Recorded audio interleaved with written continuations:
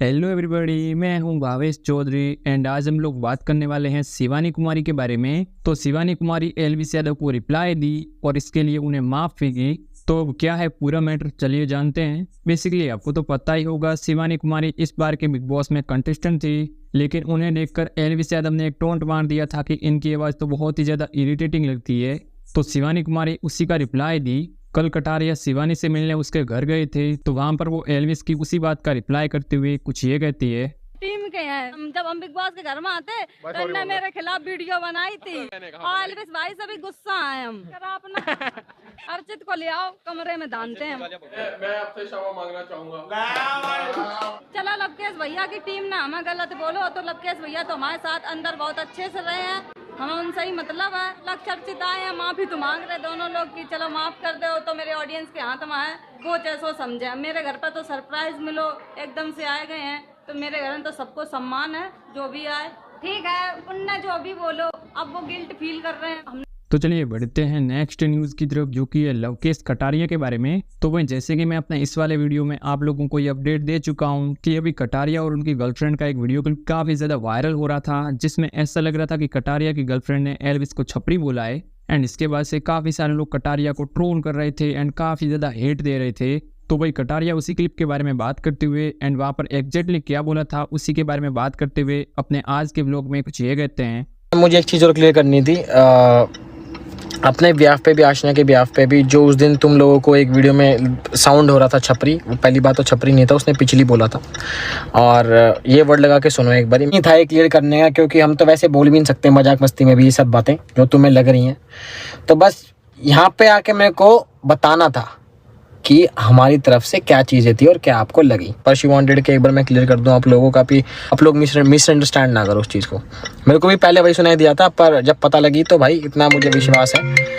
और रही बात उन चीज़ों की कि बोलना होता तो भाई हम वैसे भी बोलते, ठीक है, समझ रहे हो ना। मैं व्लॉग में क्यों डालता जानबूझ के, ये चीज़ें नहीं है। ना उसने नाम लिया, ना उसने जिक्र किया कि एल्विस को बोल रही नहीं बोल रही है। तो जो लोग ये नैरेटिव फैलाते हैं ना भाई अगेंस्ट करने, वो मत करे करो यार, अपना लाइफ देख लो। कुछ नेगेटिव चीज़ों से बढ़िया जो पॉजिटिव चीज़ें दिखती हैं उनको शेयर करा। तो चलिए बढ़ते हैं नेक्स्ट न्यूज़ की तरफ, जो कि आदिवासी हेयर ऑयल स्कैम के बारे में। तो भाई आपने भी देखा होगा अभी के टाइम पर आदिवासी हेयर ऑयल का फंडा फूट चुका है, काफ़ी सारे यूट्यूबर्स इसे एक्सपोज कर रहे हैं। तो इसी के बारे में बात करते हुए क्रेजी दीप कुछ ये कहते हैं। 108 जड़ी बूटी और सबसे इंपॉर्टेंट जड़ी बूटी है जिसको फूक के बनाते हैं।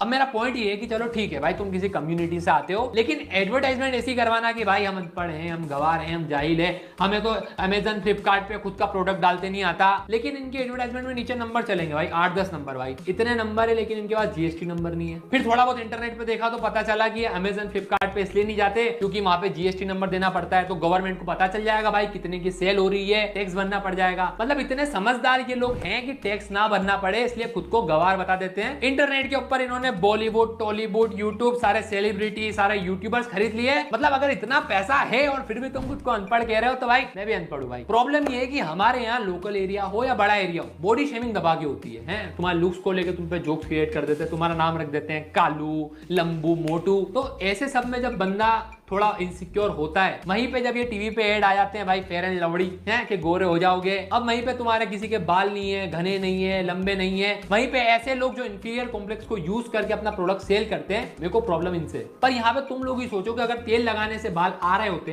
ये जेनेटिक्स वगैरह, जीन्स वगैरह कुछ नहीं होता, तो अनंत अंबानी गंजा होता क्या भाई? उनके पिताश्री जो है वो तेल, जड़ी बूटी छोड़ो पूरी कम्युनिटी खरीद सकते हैं। तो इट्स रियली हाई टाइम कि मेरे और आप जैसे लोग ये समझे और एक्सेप्ट। तो चलिए बढ़ते हैं नेक्स्ट न्यूज़ की तरफ, जो कि नीरज गोयात के बारे में। तो भाई फाइनली कोई तो इसके लिए आगे आया। बेसिकली आपको तो पता ही होगा, रिसेंटली पेरिस ओलंपिक चल रहे हैं और अभी तक इंडिया इस ओलंपिक में एक भी गोल्ड मेडल नहीं जीता है। तो भाई नीरज गोयात बताए कि वो बहुत ही जल्द एक सीरीज लाने वाले हैं जिसमें वो लोगों को स्पोर्ट्स के लिए ट्रेंड करेंगे। वो और क्या कहे आप लोग देखिए। तो क्या आपको पता है ओलंपिक्स में भारत के इतने कम मेडल क्यों हैं? इतनी ज्यादा पॉपुलेशन होने के बाद भी इतने कम मेडल क्यों? क्योंकि अपने देश के सिस्टम में गड़बड़ है। स्कूलों में शुरू से ही पढ़ाई और स्पोर्ट्स को बराबर अहमियत नहीं दी जाती। बच्चे खुद को स्पोर्ट्स में एक्सप्लोर ही नहीं कर पाते। अपने देश में वो स्पोर्ट्स का कल्चर ही नहीं बढ़ पाता स्कूल से ही। इसीलिए बहुत कम और चुनिंदा बच्चे स्पोर्ट्स में अपना करियर बना पाते हैं। और सलाम है उन खिलाड़ियों को जो ये सब के बावजूद भी अपने देश के लिए मेडल जीत के आते हैं। मैं सिर्फ कंप्लेन नहीं कर रहा हूँ, देश में किसी भी स्कूल या कॉलेज में बॉक्सिंग की फैसिलिटी की जरूरत होगी तो मैं और मेरी टीम पूरी हेल्प करेगी। और बहुत ही जल्दी मैं मेरी सोशल मीडिया पे एक सीरीज चलाऊंगा जिसमें मैं बॉक्सिंग को बेसिक से सिखाना शुरू करूंगा। इस वीडियो को इतना ज्यादा शेयर करो कि हर पेरेंट्स, हर टीचर, हर स्कूल, हर कॉलेज के पास ये वीडियो पहुंचे और उनको समझ में आए कि खिलाड़ियों की नींव वो लोग रखेंगे। और कमेंट में अपने फेवरेट खिलाड़ी और सेलिब्रिटी को टैग करें ताकि वो भी इस मुहिम का हिस्सा बन सके, ताकि हम सब मिलकर अपने देश के खेल को आगे बढ़ाएं। राम राम, जय हिंद, जय भारत। तो चलिए बढ़ते हैं नेक्स्ट न्यूज़ की तरफ, जो कि ये टेक बर्नर के बारे में। तो क्या टेक बर्नर का नया बिजनेस लॉन्च होने से पहले ही फ्लॉप हो गया? अब ऐसा इसलिए क्योंकि आपको तो पता ही होगा, रिसेंटली वो ये अनाउंस करे थे कि बहुत ही जल्द उनका नया एक स्टार्टअप आने वाला है, लेकिन वो अभी तक लॉन्च नहीं हुआ है। तो क्या वो फ्लॉप हो गया है? उसी के बारे में अपडेट देते हुए वो कुछ ये कहते हैं। भाई मेरे को रात में नींद नहीं आ रही है। आपको पता है मैंने 2 स्टार्टअप्स बना रखे हैं हमने, अब हमारी ऐप्स भी हैं, अलग अलग चीज़ें हमने कर रखी हैं। पिछले साल हमने मेरे ख्याल से क्रिएटर इंडस्ट्री का सबसे बड़ा लॉन्च करा था, बट मेरी इतनी कभी नहीं बढ़ी है। वो इसलिए क्योंकि यार मैंने 1 महीने पहले आप लोगों को बताया था कि हम प्रोडक्ट लॉन्च करने वाले हैं, सारी चीज़ें मस्त मस्त है, मैं बहुत खुश था, एक्साइटेड।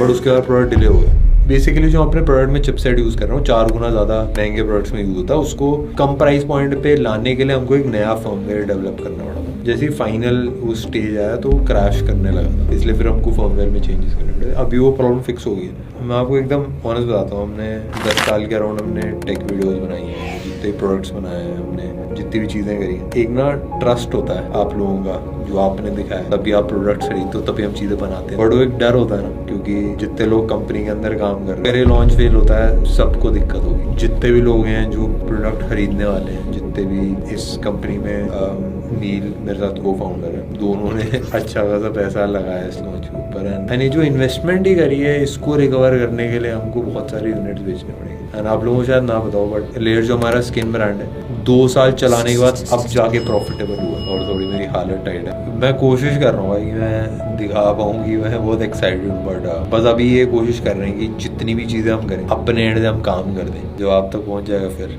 आप बताना कैसा। तो चलिए बढ़ते हैं नेक्स्ट न्यूज़ की तरफ, जो कि एक वायरल वीडियो के बारे में। तो अभी सोशल मीडिया पर एक वीडियो काफ़ी ज़्यादा वायरल हो रहा है, जिसमें एक कैब ड्राइवर अपने पैसेंजर को आधी रात में ही कैब से नीचे उतार देता है, वो भी बीच रास्ते में। क्यों? क्योंकि कैब में बैठे वो पैसेंजर पाकिस्तान से थे और वो गाड़ी में बैठकर लगातार इंडियंस की बुराई करे जा रहे थे। तो वह इसे देखकर कैब ड्राइवर को बिल्कुल भी अच्छा नहीं लगा, क्योंकि वो अपना इंडियन था, तो इसीलिए वो उन दोनों को गाड़ी से नीचे उतार देता है, जिसका एक वीडियो भी अभी काफ़ी ज़्यादा वायरल हो रहा है। आप लोग देखें। दिल्ली के अंदर लोग शरीफ नहीं है। मैंने ये नहीं कहा है। मैं आपको सॉरी, मैंने आपको बोला था। लेकिन एक चीज, मैं उस टाइम मैंने आपको सुना कि आपने बोला कि दिल्ली में रहकर दिल्ली में कोई शरीफ नहीं है, तो आप अपने वर्ड्स को थोड़ा कंट्रोल करेंगे तो ज्यादा बेटर है। उन्होंने बिल्कुल भी ये नहीं कहा था, उन्होंने ये कहा था कि देखिए मैं अननेसेसरी किसी आपको जो सुनना है सर आप वही सुनेंगे। आपकी मैं आपको आपसे कोई कह रहा है, मैं भी बगल में ही बैठी हूँ, वो ये कह रहे थे कि यहाँ के लोग बहुत वो मतलब परस्त तो है ही, उसमें ये पाकिस्तानी वो थोड़ी वो चीज है, जैसे बॉम्बे के लोग कहते दिल्ली को मतलब है, तब कोई दिक्कत नहीं है। आपके ब्राह्मण और हिंदुओं से मुझे क्या फर्क है? वो मुझे बता ही क्यों रहे हैं? मैं इंडियन भी हूँ। तो इंडियन ये थोड़ी इंडियन का मतलब है कि पाकिस्तानी को सड़क पे छोड़ देंगे। इंसल्ट करूँ दिल्ली की, मैडम दिल्ली इंसल्ट सुनना या हिंदुस्तान की इंसल्ट सुनना, वो मैं नहीं व्यवहार कर सकता। कोई चीज नहीं है। या आपने दिल्ली में बोला कि एक भी शरीफ इंसान you are Pakistan. Very nice, very nice, very nice. This man has lefted on the road at 12:30। This is the India, Modi ji India. ये है, देखिए, ये है हिंदुस्तान। हाँ, और तुम्हारा पाकिस्तान नहीं है। बहुत बढ़िया, हलाला की औलाद हो तुम लोग, बहुत बढ़िया। तो चलिए बढ़ते हैं नेक्स्ट न्यूज़ की तरफ, जो कि ये तहलका प्रैंक की वाइफ दीपिका आर्या के बारे में। तो भाई दीपिका आर्या वड़ा पाव गर्ल के ऊपर काफी ज्यादा गुस्सा दिखी। क्यों? अब इसका रीजन तो आप उनके मुंह से ही सुन लो। अरे मुझे समझ में नहीं आता, तेरे पास ढंग का मुद्दा नहीं है क्या जीवन में? तेरे को मुद्दे से क्या करना है? तू वड़ा पाव बना, अपनी रोजी रोटी चला, तेरे को ड्रामे करने की जरूरत क्या है? अब ये मैडम जी कहती है कि भाई हिंदू सभ्यता के हिसाब से ये दीपिका आर्या अपने पति को मारती है और अपने पति को बेइज्जत करती है। तूने घर पे आके देखा है? मेरे देखा है क्या? जो तू लल्लू पुच्चू के ड्रामे रोड पे करती है इतने, ये वो मेरी चुन्नी फेंकी है, हिंदू सभ्यता के हिसाब से है। तू चुन्नी वापस रख लेते, तुझे मुद्दा बनाने की क्या जरूरत थी? तू इतने मुद्दे किस लिए बनाती है? पहले ये बता। मुद्दे बना बना के तो खुद बिग बॉस में गई है, तू मुझे बता रही है ऐसी करके दीपिका दीदी तो जाना चाहती है बिग बॉस ना, इसलिए करके कर रही है। तो भाई इज्जत से जाऊंगी ना, अगर जाऊंगी कभी भी तो इज्जत से जा रही हूँ ना। हमने कोई पाप किया तेरे तरह, ना मैंने रोड पे ये ड्रामे करे, पर तू मजबूर कर रही है, पहले शुरुआत तूने करी, एंड तो तेरा मैं ही करूंगी, मैं तुझे बता रही हूँ। तो जो तू मेरे पति के बारे में बकवास से कर रही है, यहाँ पे बूम करूंगी, ऐसा ना हो बूम भड़ाका हो जाए। तो यहाँ संस्कृति मुझे तू मत सिखाइयो, पहले तू संस्कृति सीख कि क्या होती है प्रैंक का मतलब, सीख प्रैंक क्या होता है उसका मतलब सीख। किसी ने तुझे शायद नहीं पढ़ाया तो उसको बोल कि वो पढ़े कि प्रैंक का मतलब क्या होता है। प्रैंक का मतलब होता है मजाक, समझ में आ रही है? जब तुम्हें सच में पिटती हुई औरतें दिखती तब तुम्हारी जुबान नहीं खुलती, तब तू हिंदूवादी नहीं बनती कि हम मैं अब खड़ी होंगी, अब यहाँ बोलूंगी। तो यहाँ तू मुझ में ढूंढ रही है जहाँ प्रैंक चल रहा है, तू अपना मुंह बंद ही रख। और गाइस अगर वीडियो देखते देखते यहाँ तक आ गए हो तो वीडियो को एक सब्सक्राइब करके चैनल को एक लाइक जरूर से कर देना। तो आज के लिए बस इतना ही, मिलते हैं किसी नई वीडियो में।